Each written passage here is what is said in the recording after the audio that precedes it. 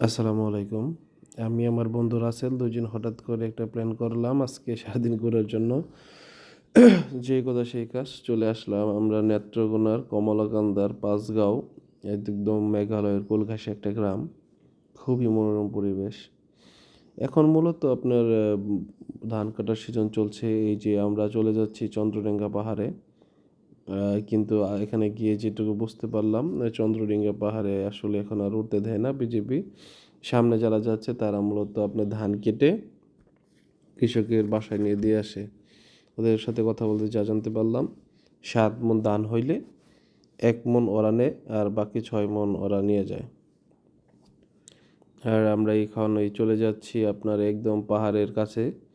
যতটুকু যাচ্ছে ফটো সেশনের জন্য খুবই সুন্দর পরিবেশ এবং আবহাওয়াটাও খুব চমৎকার ছিল। আমরা খুব এনজয় করেছি। আমরা মূলত গিয়েছিলাম নেত্রকোনা শহর হয়ে কমলাকান্দা হয়ে, কিন্তু এই রাস্তাটা খুবই বাজে ছিল।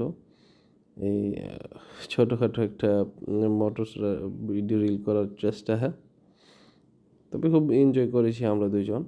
এই আর আমরা তারপর চলে আসি আপনার দুর্গাপুর হয়ে কমলাকান্দা বাসগাঁও থেকে দুর্গাপুর হয়ে নেত্রকোনা শম্ভুগঞ্জ হয়ে তারপর ময়মনসিংহ শহরে চলে আসি।